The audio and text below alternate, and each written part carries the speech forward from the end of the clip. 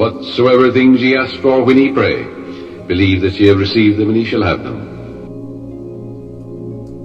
Once you convince your deeper mind that you have the thing you want, it will proceed immediately to bring it to pass. In order to truly prosper, it is necessary that you become a channel through which the life principle flows freely, harmoniously, joyously, and lovingly. I suggest that you establish a definite method of working and thinking, that you practice it regularly and systematically every day. Constantly affirm, feel, and believe that God multiplies your good exceedingly, and you will be enriched every moment of the day, spiritually, mentally, intellectually, financially, and socially.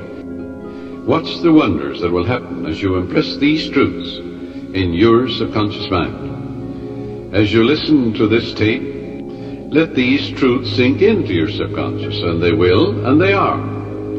And you're engraving them. The more often you do this, well, the quicker you will impregnate your deeper mind. You'll experience a glorious future, in a financial way, in every way too. You see, prayers and affirmations are not for the purpose of changing God or the living spirit or the life principle or influencing the divine. God is the same yesterday, today, and forever. You don't change God, but you align yourself mentally with that which was always true. Our prayers and affirmations are for the purpose of bringing our own mind to the point where we can accept the gifts which were given to us from the foundation of time. The same procedure in praying for wealth or anything else. Once your subconscious accepts the statement as a fact, it proceeds to do everything possible to bring riches to you. Now that's the whole purpose of affirmations, so that you convince yourself of the truth of that which you affirm. Then your deeper mind will bring these things to pass. Never talk about economic lack and limitation. Never talk about being poor or in want. It is very foolish to talk to your neighbors or relatives about hard times, financial problems, and like matters. Count your blessings. Begin to think prosperous thoughts. Talk about the divine riches present everywhere. Realize that the feeling of wealth produces wealth. When you talk about not having enough to go around and how little you have, these thoughts are creative, and you are only impoverishing yourself. Use the money you now have freely. Release it with joy, and realize that God's wealth flows to you in avalanches of abundance. Look around you and realize that God created you and the whole world. It's an invisible spirit within you.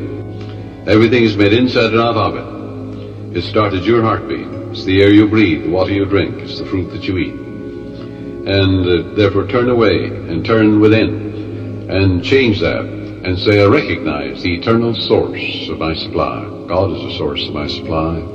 All my needs, spiritual, mental, material, are met at every moment of time and point of space. And God's wealth is circulating in my life, and there's always a surplus. So by day and by night I'm advancing, moving forward and growing, spiritually, mentally, materially, financially, intellectually, and every way. You must know that your conscious mind is a pen, and you're writing something, engraving something in your subconscious mind. And whatever you impress your subconscious mind with will be expressed on the screen of space. It will come forth as form, function, experience, and events, good or bad. So make sure you plant that which is lovely and of good report. Pray for divine guidance, therefore, in all your ways. As you make a habit of this attitude of mind, you will find the invisible law of opulence can and will produce visible riches for you. Look up to the source. As you turn to the divine presence within you, the response will come. You will find neighbors, strangers, associates adding to your good and also to your supply of material things. Make it a practice to pray for divine guidance in all your ways and believe that God, or the Supreme Intelligence, is supplying all your needs according to His riches and glory. That is the basis of all successful prayer, whether for the healing of our bodies, for prosperity, success, for achievement, or for material benefits. You can know if you have succeeded in prayer by the way you feel. If you remain worried or anxious, if you're wondering how, when and where, or through what source your answer will come, you are meddling. This indicates you do not really trust the wisdom of your subconscious. Avoid nagging yourself all day long, or even from time to time. When you think of your desire, lightness of touch is important. Remind yourself that infinite intelligence has taken care of it, in divine order, far better than you can by tenseness of your conscious mind. For example, if you say, well, I need $5,000 by the 15th of next month, or the judge must make a decision for me by the 1st of the month, otherwise I lose my home, my mortgage, and so on. That's fear and anxiety and tension. What will that do? Bring blocks and delay. Invariably, the best comes to me. I look upon money as divine substance, for everything is made from the one spirit. I know matter and spirit are one. Money is constantly circulating in my life, and I use it wisely and constructively. Money flows to me freely, joyously, and endlessly. The light of God shines in me. Peace of the everlasting God fills my soul. And quietness and confidence shall be my strength. God gave me richly all things to enjoy. With God all things are possible. That will quiet your mind. That will give you peace. And with the mind at peace, always gets the answer. When your conscious mind is quiet and receptive, the wisdom of your subconscious rises to the surface mind, and you receive your solution, because the subconscious always magnifies what you give attention to. To prosper means to succeed, to thrive, to turn out well. In other words, when you are prospering, you're expanding, growing spiritually, mentally, financially, socially, and intellectually. One young man who consulted me had experienced a poverty complex for many years, had received no answers to his prayer. He had prayed for prosperity, but the fear of poverty continuously weighed on his mind. And naturally, he attracted more lack and limitation than prosperity. The subconscious mind accepts the dominant of two ideas.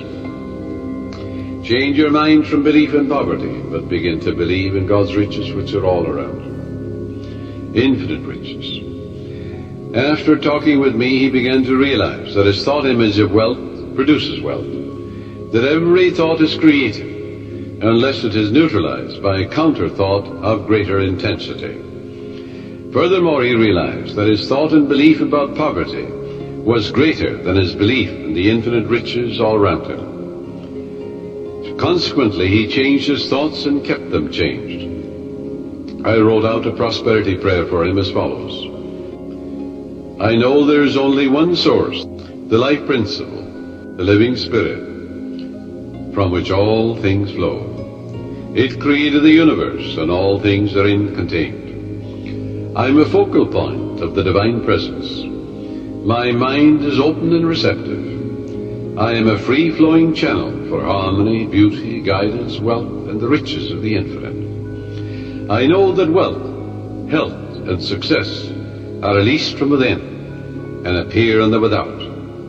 I am now in harmony with the infinite riches within and without. And I know these thoughts are sinking into my subconscious mind and will be reflected on the screen of space.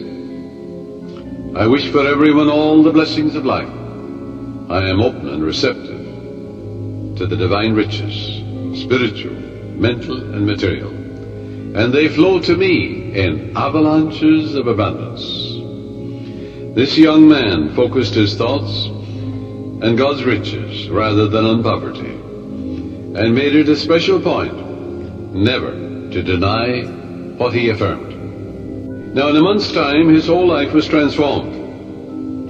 He affirmed the above truths which I just mentioned, morning and evening, for about 10 minutes, slowly and quietly, engraving them in his mind, knowing what he was doing, believing what he was doing, knowing that he was actually writing down these truths in his subconscious mind, causing the latter to be activated and to release its hidden treasures. For the gold mine is in your subconscious, the diamond mine is there. It's the source of all the riches of heaven. It's impossible to impregnate your subconscious mind with the idea of wealth and be poor. It's impossible to impregnate your subconscious with the idea of success. Good heavens, you are born to win, to succeed. The infinite can't fail. Contemplate promotion, success, achievement, illumination, and inspiration, and the Spirit of the Almighty will move on your behalf, compelling you to express fully what you meditate on. Let go now and permit the infinite riches of the Infinite One to open up new doors for you. Let wonders happen in your life.